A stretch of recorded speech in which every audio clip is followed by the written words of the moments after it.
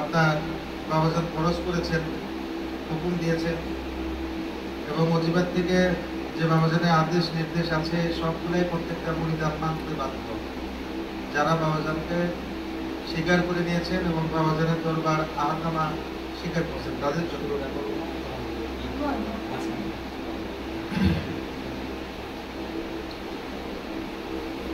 এটা প্রস্তাব আসছে যে প্রতি মাসে আমাদের একটা না একটা সাবজেক্টের উপর আলোচনা করাটা জরুরি জ্ঞানকে অর্জন করার জন্য।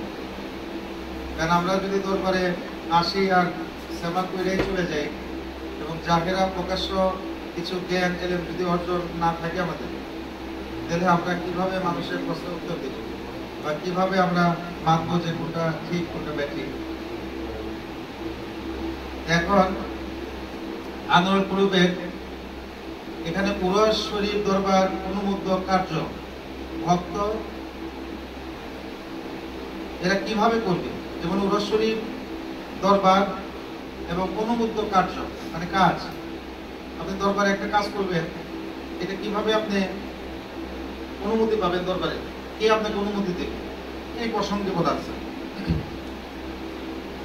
সর্বপ্রথম নুক্তায়ে হু তাইল্লকীয় পাকতনে মুকাম্মেল আউলিয়া গণেরই এজাজত প্রাপ্ত পাকতনের তাহাতে বা অধীনে হইয়া থাকে। অর্থাৎ এই দরবারে সাধারণ কোনো মানুষ হুকুম আহকাম দিতে পারবে না।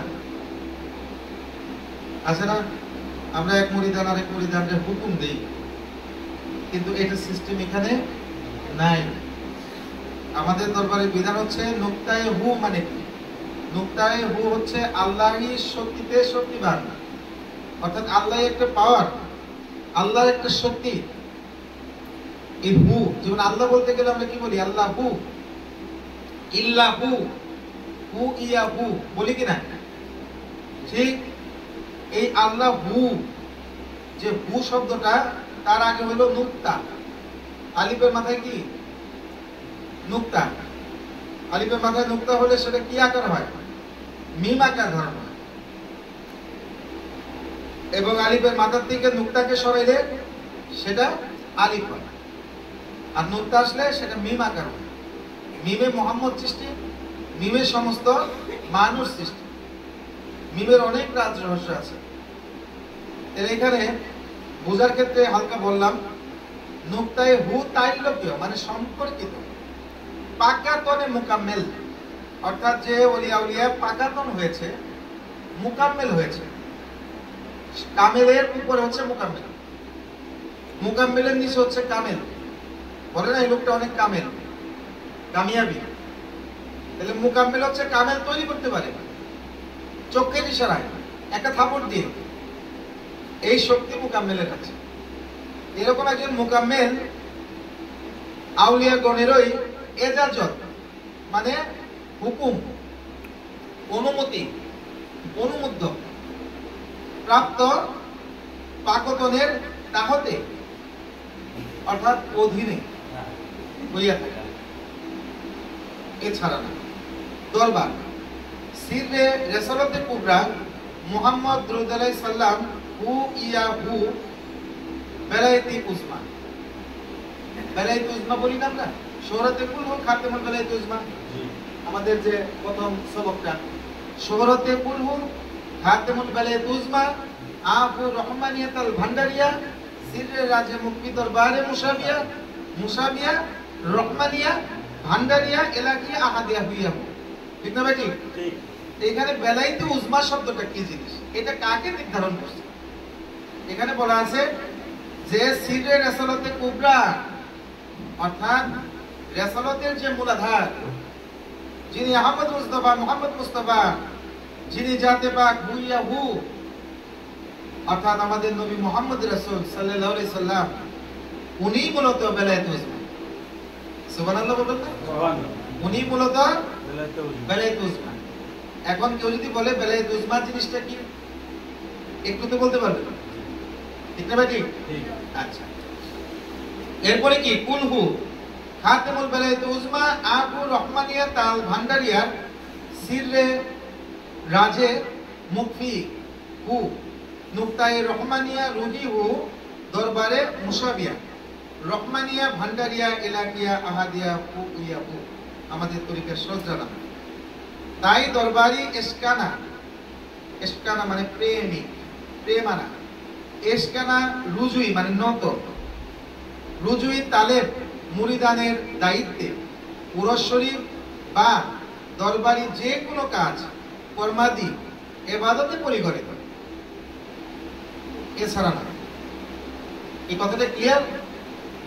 আমি আবার বলবো, ক্লিয়ার?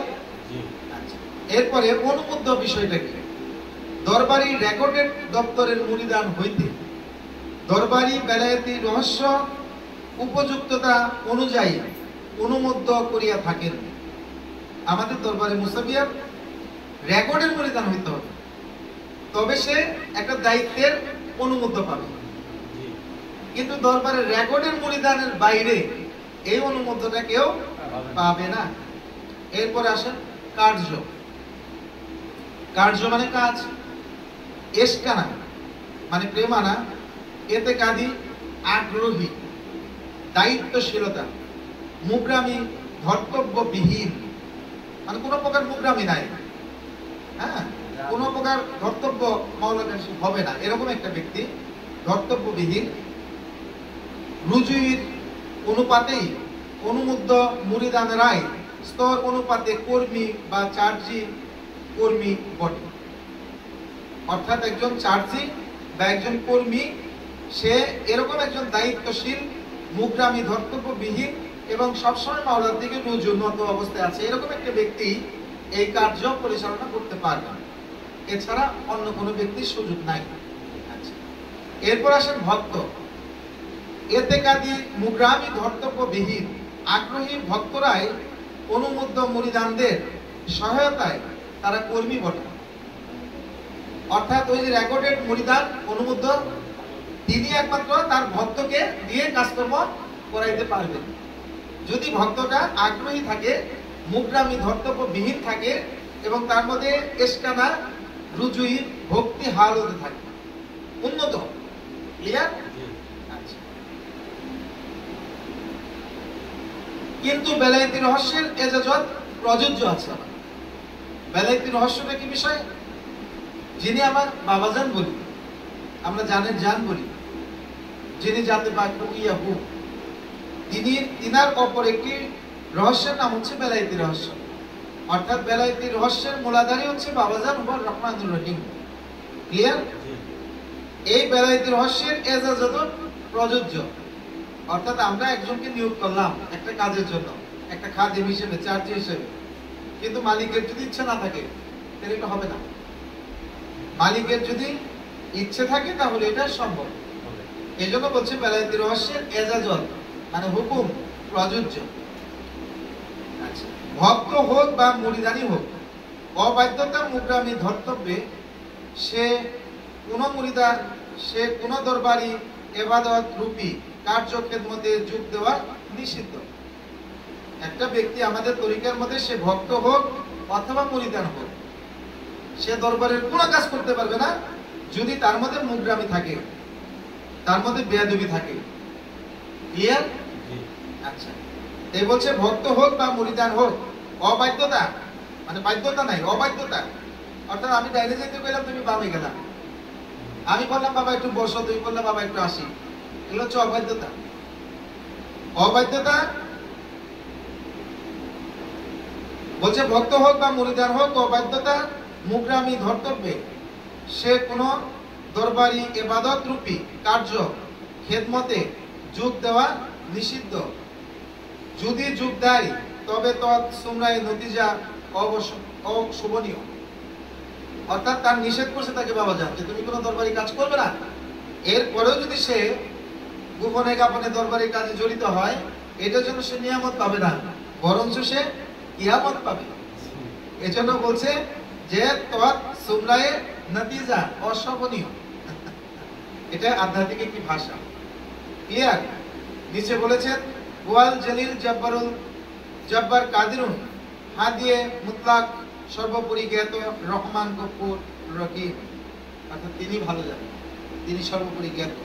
কেসে, তিনি হাদিয়ে মুতলক, তিনি জলিল, জব্বার, কাদিরুন। এরপরে ভূমিকা দেখা যাক অজিবার ভূমিকাটা কি লিখছে। আল্লাহ করিম রহমানুর রহিম জাতে পাকে হু ইয়া হু এর নামে আরম্ভ করিতেছি, যিনি মানব জাতিকে নিজ গুণে গুণান্বিত ও নিজ রূপে রূপায়িত করিয়া সৃষ্টির সর্বশ্রেষ্ঠ আসনে অধিষ্ঠিত করিয়াছেন। তাহার প্রিয় মাহবুবদের প্রতি সালাতু সালাম জানায়, যাহাদের বদলতে মানব গহ্বরে খুদাই জ্যোতির পূর্ণ শশীতে পরিণত করিয়া নূরে ইলাহিয়াতে উদ্ভাসিত করিয়াছেন। শুকরিয়া। আল্লাহ পাক হযরত মুহাম্মদ মুস্তাফা দুরূদ আলাইহিস সালামকে উদ্দেশ্য করিয়া বলিতেছেন, হে আমার মাহবুব, আপনি ঘোষণা করুন, যদি তোমরা আল্লাহ তাআলার সঙ্গে মহব্বত করিতে চাও তবে আমার অনুগত হও, কেননা রাসূলের আনুগত্যতা আল্লাহ তাআলার আনুগত্যতার স্বরূপ। রাসূল অথবা কদমে রাসূলের আনুগত্যতা ব্যতীত আল্লাহ তাআলার নৈকট্য লাভ, মঞ্জিলে মকসুদে পৌঁছা এবং তাসকিয়াতে তাকমিলি নূরি হাসিল অসম্ভব। হয় আপনার রাসূলের অনুগত হইতে হবে, নতুবা কদমে রাসূলের অনুগত হইতে হবে। কদমে রাসূলকে, কদমে রাসূল হচ্ছে যিনি রাসূলুল্লাহ নায়েব, ক্লিয়ার, যিনি রাসূলকে জয় করেছেন তিনি কদমে রাসূল। তাই পরম দয়ালু আল্লাহ তাআলা মানব জাতি হিতাকাঙ্ক্ষায় সৃষ্টি স্রষ্টার মধুর মিলনে সক্ষম হওয়ার জন্য যুগে যুগে রাসূল পাঠাইয়া পথ সুগম করিয়া দিয়েছেন, আমাদের জন্য সহজ করিয়া দিয়েছেন।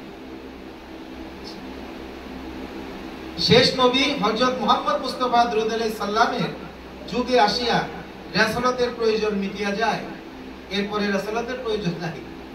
রাসূলতের প্রয়োজন কি মিটিয়া যায়, কারণ আহকাম পরিবর্তনের কোনো দরকার নাই। কিন্তু মানব জাতি আল্লাহ পাকের সান্নিধ্য লাভে সক্ষম হওয়ার জন্য উক্ত রাসূলত দ্বারা বেলায়েত বা আল্লাহ পাকের নৈকট্যতম সম্পর্ক নাম ধারণ করত সৃষ্টি ও স্রষ্টার মধুর মিলনের পথ উন্মুক্ত রাখিয়া দেন, এবং এটা কাল কিয়ামত পর্যন্ত থাকবে, পৃথিবীতে জারি থাকবে। আমার কথা কি ক্লিয়ার বুঝতেছেন? যেটা বুঝবেন না আমাকে সাউন্ড দিবেন, আমি তো আমার বুঝিয়ে দেব, চেষ্টা করব। ক্লিয়ার? তাই সৈয়দুল মুরসালিন দুরূদ আলাইহিস সালাম ফরমাইতেছেন, আল্লাহ তাআলা এই উম্মতের হিতার্থে প্রতি 100 বছরে একজন মহামানব পাঠাইবেন। কে বললেন? আমাদের রাসূল বললেন। ওনার উম্মতের হিতার্থে, সুবিধার্থে, বাঁচানোর জন্য, রক্ষা করার জন্য প্রতি 100 বছরে একজন মহামানব এই পৃথিবীতে পাঠাইবেন। হাদিসের কথা।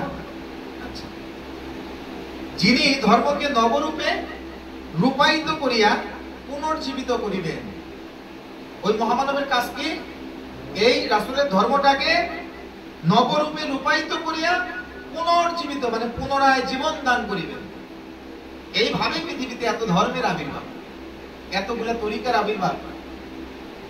তা না হলে একটা ধর্মই থাকতো পৃথিবীতে, একটা তরিকাই থাকতো। ক্লিয়ার? এই বাণীর মাধ্যমে এই অসংখ্য তরিকার আবির্ভাব পৃথিবীতে। যতগুলা মহামানব আসছে অতগুলাই ধর্মকে সংস্কার করছে, আর তখনই নতুন একটি করে ধর্ম উদয় হয়েছে। পুরাতন মুছে গেছে নতুনত্বের ছোঁয়ায়। ঠিক না? ঠিক। আচ্ছা, যুগোপযোগী। তাই হিজরি 6ষ্ঠ শতাব্দীতে গাউসুল আজম পিরানে পীর সৈয়দ মুহিউদ্দিন আব্দুল কাদের জিলানী কদ্দাসুল আজিজ ও 7ম শতাব্দীতে কুতুবুল আলম সৈয়দ মুহিউদ্দিন আজমিরি সিস্তি কদ্দাসুল আজিজের আবির্ভাব হয়, যাহারা কদমে রাসূল হিসেবে দিনের নবজাগরণ দান করিয়াছেন। একজন বাগদাদে আর একজন আজমির শরীফে, যারা ইসলাম ধর্মটাকে নতুন জীবন, নতুন ভাবে দান করেছেন। ঠিক না ভাই? ঠিক। এখান থেকে দুইটা ধর্ম আসলো, মানে দুইটা রাস্তা আসলো, দুইটা বিধান আসলো, দুইটা তরিকা আসলো। একটা তরিকায় কাদরিয়া, একটা তরিকায় চিশতিয়া। ঠিক না ভাই? ঠিক। শেষ যুগে যখন খ্রিস্টান রাজত্ব পৃথিবীতে সর্বত্র ছড়াইয়া পড়ে এবং মানব জাতি আল্লাহ পাকের সান্নিধ্য হইতে দূরে সরিয়া পড়ার জন্য নানা কৌশল কলা কৌশল ও যুক্তি প্রদর্শন করিতেছে। সেই সংকটতম মুহূর্তে মানব জাতির দিশারি রূপে ধর্ম নির্বিশেষে প্রত্যক্ষ হেদায়েত করার জন্য নিশ্চিত কদমে রাসূল মুজাদ্দেদে জামান শামসুল আলমিন আল আরিফিন শাইখে ফায়াল মাহবুবে রব্বানি মাওলানা শাহ সুফি সৈয়দ আহমদুল্লাহ মজভান্ডারি কদ্দাসুল আজিজ কেবলা কাবার আবির্ভাব হয়, যাহা ঈসা আলাইহিস সালামের সুসংবাদ।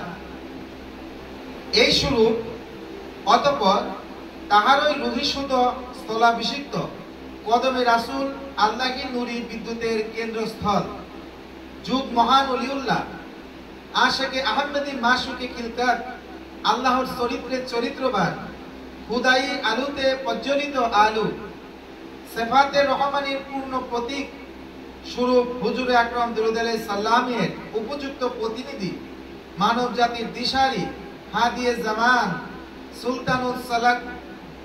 সুলতানুস সালাতি নুস কলাইন ওয়া আশরাফুল আলামিন শাইখুল ফায়াল কুতুবুল আজম মাহবুবুল করিম মাওলায়ে রহমান হযরত বাবাজান কিবলা ভান্ডারী শাহ কদ্দাসুল আজিজের কালামে জাওআমিউল কলম ও মর্জিমত ইশারা অনুযায়ী উলুমে জাকেরা শেষ করে পরে বাবাজান কিবলা কাবার আন্দোলনিক রহস্য বা আল্লাহ কি হু তাইল্যকীয় রুহিসুত হাবলুল্লাহকে ধরিয়া তাহার ইচ্ছাকৃত মর্জি করিম রকিমের ফজলে করমে বায়াতে খাস হালতে জালালি জামালি জজবাত ও সলকিয়ত ইশারায়ে ইজমালি ও তফসিলির সাথে কালামে জাকেরা উলুব্বি ও সিপলি সহকারে হাতে হাতে বায়াত গ্রহণ পূর্বক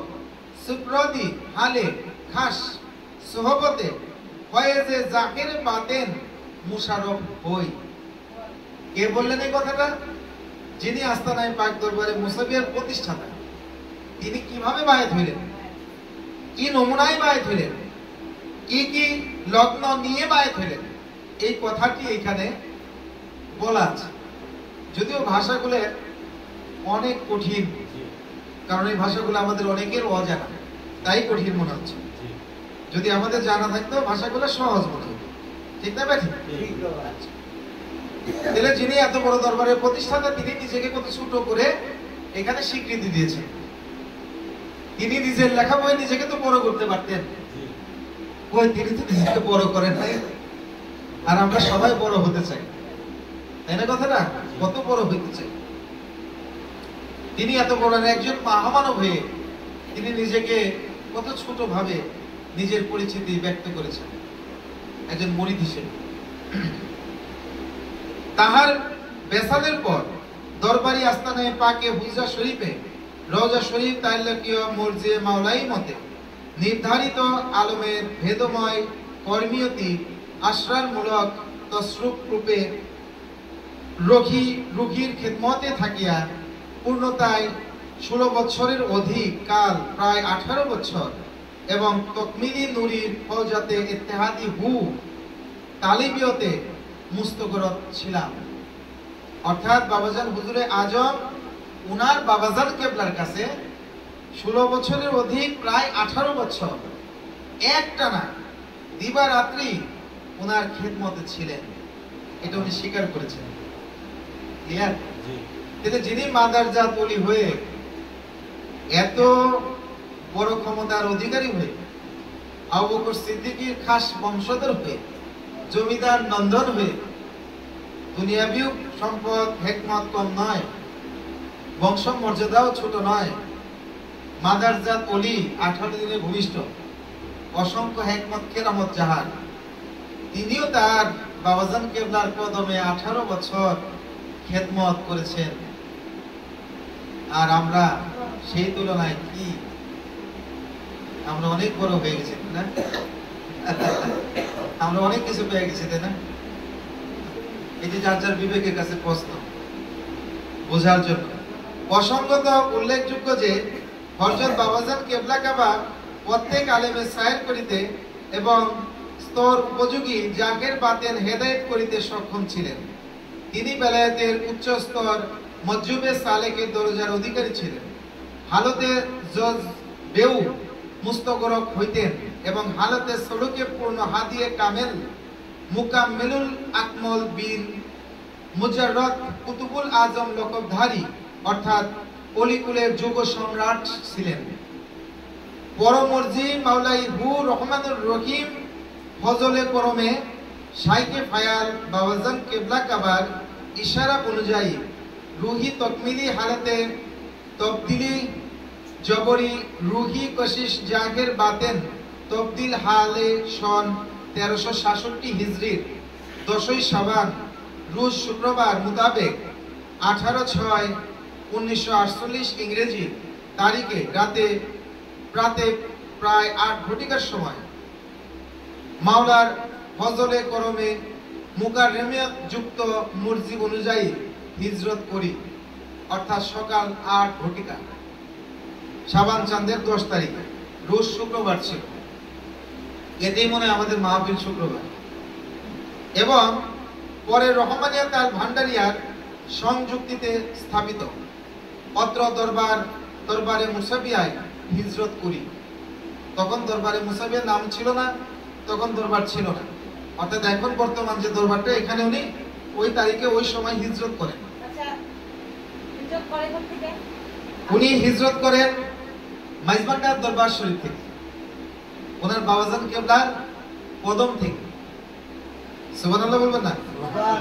অতঃপর অবর্ণনীয় ভেদময় ফজলে কর্মিয়তির মাধ্যমে রুহি কোশিশময় অবস্থা মতে মাওলায়ে হু আল করিমের সিররে খাতেমুল রিসালাতে কুবরার খাতেমুল আহাদের নির্ধারিত দায়িত্ব মূলক মর্জি কর্মিয়তি খেদমত মুকাররমিয়ত যুক্তে বেলায়েতি সলিকা মতে তাবলীগ পূর্বক শ্রেষ্ঠ জীবকে বিশ্ব স্রষ্টার দিকে আহ্বানে নুক্তায়ে হু এ রহমানিয়া সংযুক্তিতে বায়াত ক্রমে যাতে বাড়ির হেদায়েতি তাইল্যকীয় খেদমতে বাধ্য হই। বাবাজানের উদ্দেশ্য কি? প্রত্যেকটা মানব জাতিকে অর্থাৎ প্রত্যেকটা শ্রেষ্ঠ জীবকে তার সৃষ্টিকর্তার সাথে মিলন করিয়ে দেওয়া, এই কাজে উনি নিযুক্ত হন বাধ্য হয়ে। এই কথাটা এখানে উল্লেখ করেছেন যেন তাহারই প্রদত্ত মুসাবিয়া নামক সূত্রে রহমানিয়া রুহি সুদের সংযুক্তিতে যাতে পাকের নৈকট্য লাভ করিতে সমর্থ হয়। তাহলে এখান থেকে বোঝা যায় রহমানিয়া আর মুসাবিয়া একই জিনিস, অর্থাৎ মুসাবিয়া বা রহমানিয়া কোন ব্যক্তির নাম নহে, কোন ইনসানের নাম নহে, কোন পীর মাশায়েখের নাম নহে। ইহা আল্লাহরই গুপ্ত সত্তার নাম। ক্লিয়ার? হেজাবে জুলমানি দূর করণার্থে জিকির আজগার ধ্যান ফিকির অবশ্য কর্তব্য, যাহাতে রুহি শক্তির সঞ্চয় পূর্বক হেজাবে জুলমানি ক্রমে অপসারণ হয়। জিকিরের পক্ষে বলছেন। অতএব রুহি অবস্থার অপারগতায় বাধ্য হইয়া দরবারি বেলায়েতি রহস্যের তালেব পরিধানগণ মাওলার ইচ্ছা শক্তিতে নূরে যাতে হু ইয়া হু এর নৈকট্য ও মিলন লাভের সহায়তায় মর্জিয়ে মাওলাই ফজলে করম মতে নুরু মেজবাহুল কুলুব নামক এই একখানা ওজিবা বিগত 1389 হিজরির 27শে জিলহজ মোতাবেক 22শে ফাল্গুন 1376 বাংলা তারিখে লিপিবদ্ধ করি। পরে স্বল্প শিক্ষিত দরবারি তাইল্যকীয় মুরিদানদের হিতার্থে জুজ উন মিন নূরে মেজবাহুল কুলুব নামে অপর একখানা সংক্ষিপ্ত ওজিবা 30শে রবিউল আখির 1390 হিজরি মোতাবেক 1377 বাংলার 20শে আষাঢ় তারিখে লিপিবদ্ধ করি। কে করেন? বাবাজান করেন। তিনি বলতেছেন, অত্র দরবারি তাইল্যকীয় অশিক্ষিত ও অজ্ঞত মুরিদানের জন্য সংক্ষিপ্ত ও সহজ আকারে আমরুল কুলুব নামকরণে আরো একখানা ওজিবা বিগত 1390 হিজরি 30 জামাদিউল আখের মোতাবেক 16 ভাদ্র 1377 বাংলা তারিখে লিপিবদ্ধ করি।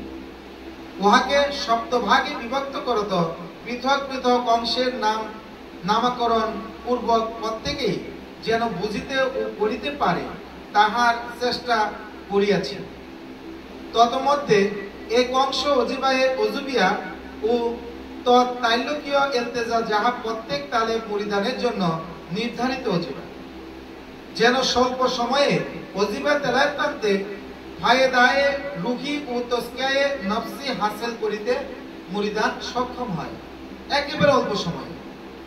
প্রসঙ্গত উল্লেখ্য থাকে যে যাহারা কুরআন শরীফ পাঠ শিক্ষা করিয়াছেন এবং আরবি ভাষা পড়িতে সক্ষম তাহাদের জন্য নুরুল মিসবাহুল কুলুব দৈনিক, সাপ্তাহিক, মাসিক হিসেবে তেলাওয়াত করা জরুরি। আরবি ভাষায় অল্প স্বল্প জ্ঞানী মুরিদানদের জন্য জুজউন মিন নূরে মিসবাহুল কুলুব তেলাওয়াত জরুরি। দরবারি অশিক্ষিত ও অজ্ঞ মুরিদানদের দায়িত্বে আনোয়ারুল কুলুব ওজিবা পাঠ করা অবশ্য কর্তব্য, কিন্তু আন্দর ওজিবায়ে ওজুবিয়া অংশখানা প্রত্যেক তালের মুরিদানের দায়িত্বে নির্ধারিত। অতএব তালেবান স্তর অনুপাতে প্রত্যেকে এই ওজিবা পাঠ ফওজাতে হু হাসলান্তে তসকিয়া তকমিলি নুরি ক্রমে মঞ্জিলে মকসুদের সন্ধান লাভে সমর্থ হইতে পারে ইহাই কামনা করি। অত্র ওজিবার সঙ্গে প্রত্যেক জরুরি নিয়ম পদ্ধতি লিপিবদ্ধ করিয়াছি, তাহাতে কাহারও জন্য কোনো ওজিবার পরিষ্কার বিবরণ উল্লেখ আছে, অর্থাৎ কোন মুরিদানের জন্য কোন ওজিবা, এটা পরিষ্কার প্রত্যেকটা ওজিবাতেই দেওয়া আছে। আশা করি তালেবান ইহা যথাসাধ্য পালনে সচেষ্ট থাকিবেন। রাকামে ওজিবা বা গ্রন্থকার 1976 ইংরেজি বৃহস্পতিবার। এটি হচ্ছে এই যে ওজিবাটা পড়তেছি এটার নাম হচ্ছে আনোয়ারুল কুলুব। এই বইটা কিভাবে হলো সংক্ষিপ্ত বিবরণ দিয়ে দিলেন। আচ্ছা, এরপরে প্রণেতার নির্ধারিত বায়াতের প্রাথমিক জরুরি এলেম, এই প্রসঙ্গ বলে আজকে সমাপ্তি দেব। হু তালেবগণ তসকিয়ায় তকমিলান্তে যাতে পাকে নৈকট্য লাভের উদ্দেশ্যে বায়াত গ্রহণে আসক্ত হইলে। কি কারণে বায়াতের আসক্ত? দুনিয়াবি টাকা পয়সার জন্য না, রোগ ব্যাধি ভালো হওয়ার জন্য না, দুনিয়াতে বড় মানুষ হবে এই কারণে না। এখানে বলা আছে হু তালেবগণ তসকিয়ায় তকমিলান্তে যাতে পাকে নৈকট্য লাভের, যাতে পাকে নৈকট্য লাভের উদ্দেশ্যে বায়াত গ্রহণে আসক্ত হইল। যে হ্যাঁ, আমার জাতে মিশতে হবে। কোন জাতে? যে জাত থেকে আমরা সেবা হয়ে পৃথিবীতে এসেছি। একটা সানে বলা আছে না, তোমাতে ছিলাম আমি বিচ্ছেদ করি না তুমি, ওরে ভবে মোরে দিলা বহু লাঞ্ছনা, ওরে ভবে মোরে দিলা বহু লাঞ্ছনা, ভবেরি মায়াতে পাইলাম যাতনা। আবার বলেছিলে মোরে তুমি, ওগো ডাকলে পাবো তুরে আমি, বলেছিলে মোরে তুমি, হাইরে ডাকলে পাবো তুরে আমি, কান্দি কান্দি ডাকি তবু শুনো না,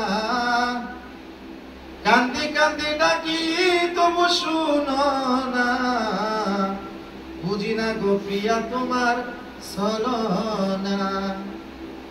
অর্থাৎ আমরা যেখানে ছিলাম, কোথায়? আহাদে কালুবালা আহাদ, আলুস্তির আহাদ, সেখানে একটি জায়গা আছে কালুবালা।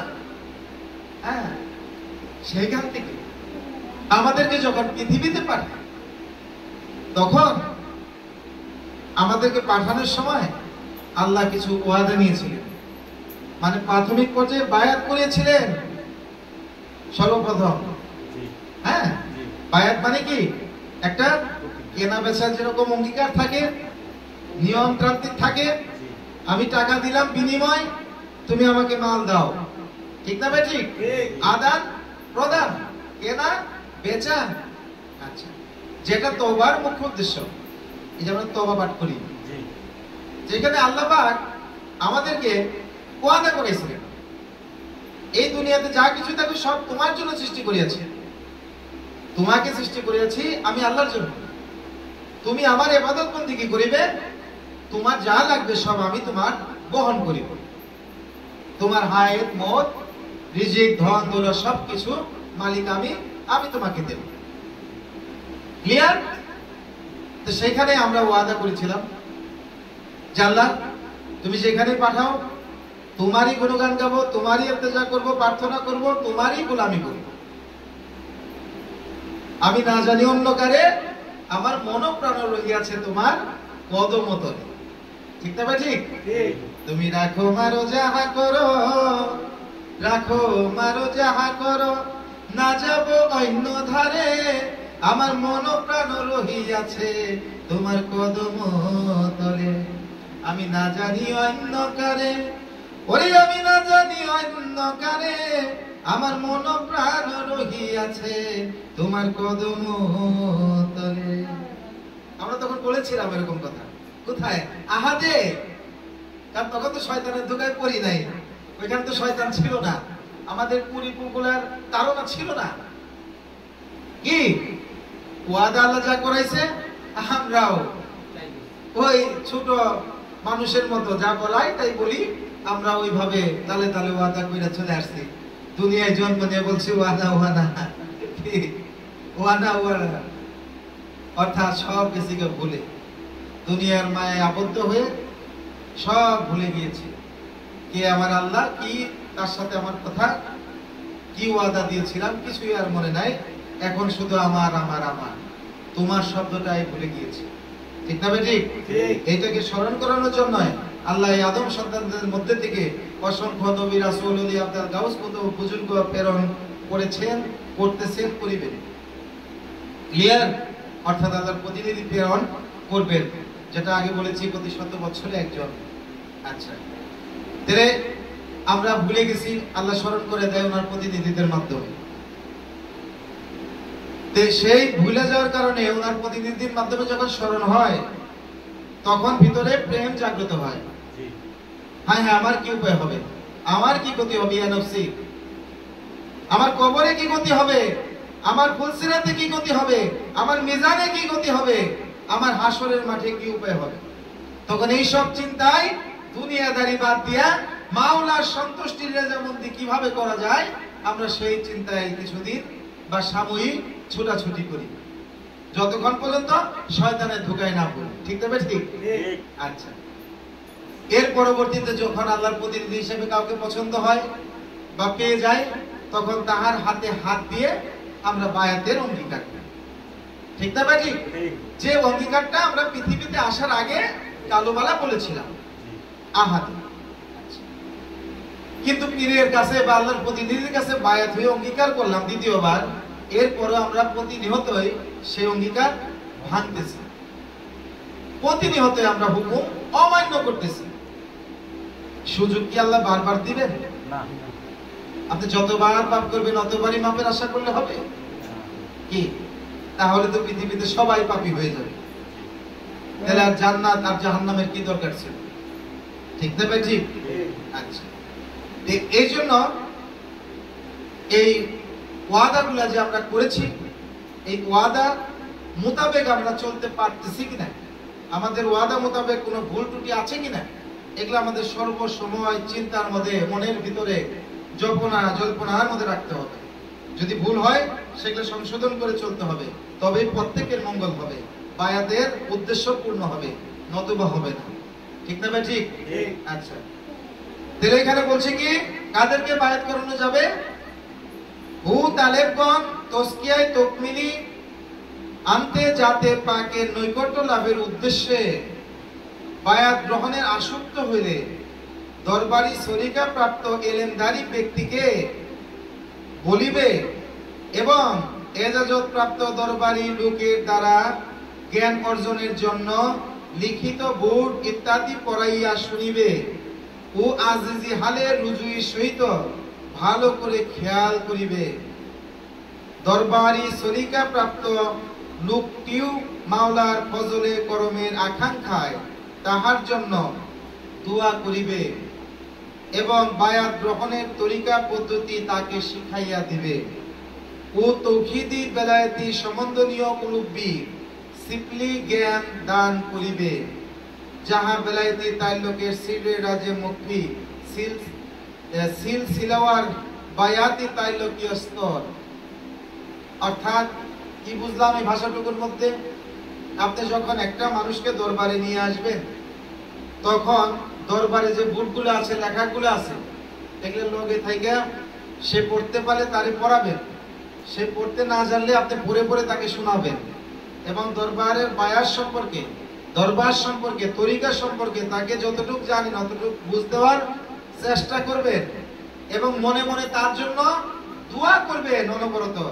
এ মাওলা, তুমি তাকে কবুল করো, আমারই তো ভাই, তুমি তাকে কবুল করো, সে যেন তোমার বান্দা হতে পারে, গোলাম হতে পারে।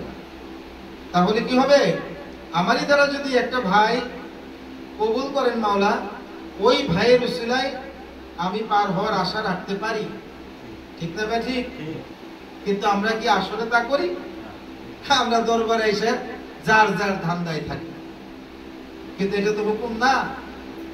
আসলে আমাদের তরিকার নিয়ম শৃঙ্খলা অনেক সুন্দর, কিন্তু আমরা এগুলা ফলো আপ করি না, যার কারণেই সবার উদ্দেশ্যেই কথাগুলো বলা, যেন প্রত্যেকেই ওজিফাগুলা বুঝতে পারে আমাদের প্রতি কি আদেশ, কি নিষেধ, কি কর্তব্য, কি বা দায়িত্ব, আর কি বা করণীয়, আর আমরা কি বা করতেছি।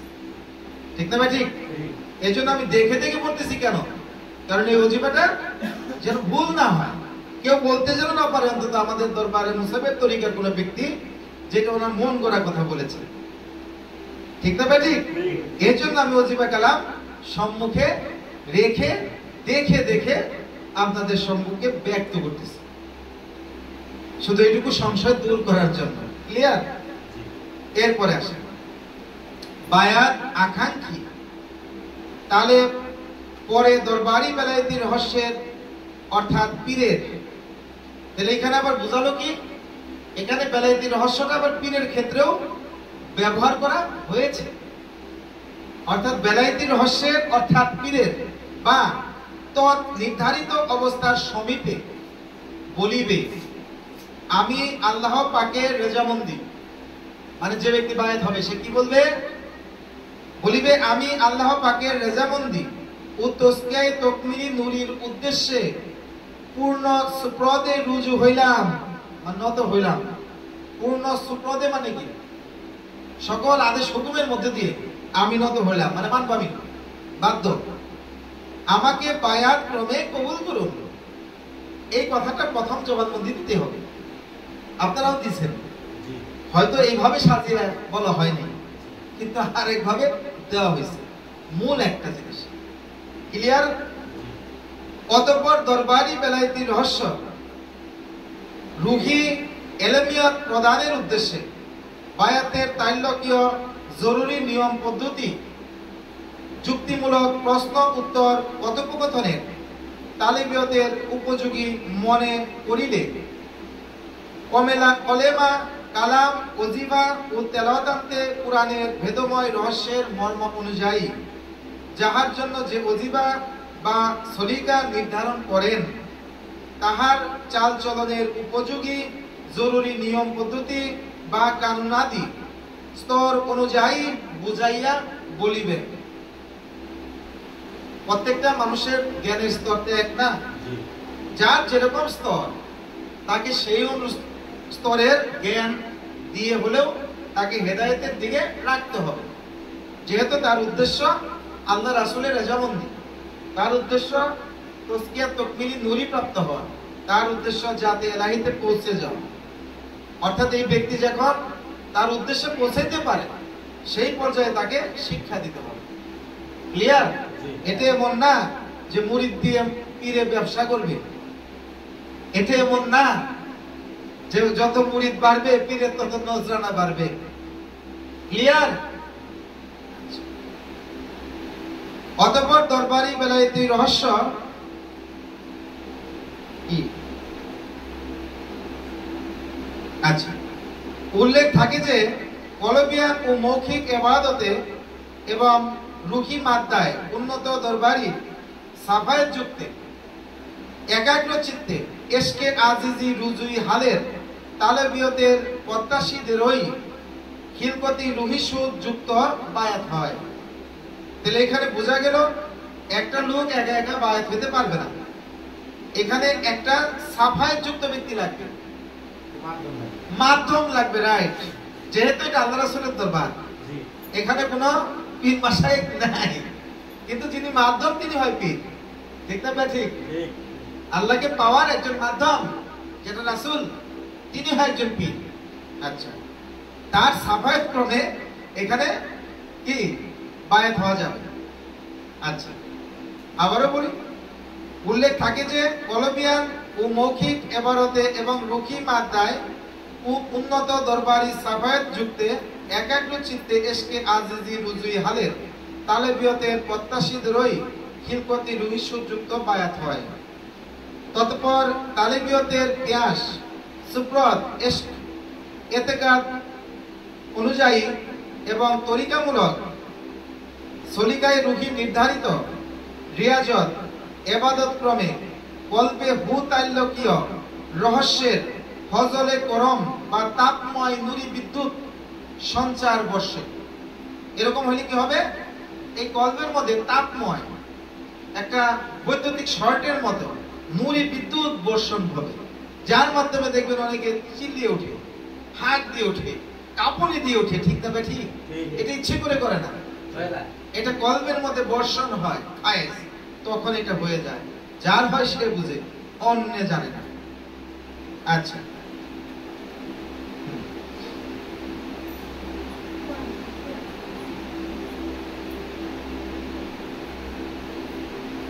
ইহাই উহাই তাল্লকীয় ফজাতে ইত্তেহাদি হু, যেটা বর্ষিত হয় উহাই তাল্লকীয় ফজাতে ইত্তেহাদি হু, মানে স্বয়ং আল্লাহর ফায়েজে ইত্তেহাদি হু। এটা কোনো পীরের ফায়েজ না, এটা স্বয়ং ইত্তেহাদি হু, মানে আল্লাহরই ফায়েজ। অতঃপর ফজাতে ইত্তেহাদি হু সংশ্লিষ্টে তসকিয়ান্তে তকমিলি নুরি নসিব হয়। অর্থাৎ এই ফায়েজ আস্তে আস্তে আপনার কি হবে? এই দেহটা তসকিয়াত তকমিলি নুরি নসিব হয়ে যাবে। তসকিয়াত তকমিলি নুরি নসিব হলে কি হবে? আপনি মৃত্যুর খবর নিজে জানতে পারবেন, মৃত্যুর আগ মুহূর্তে আগে।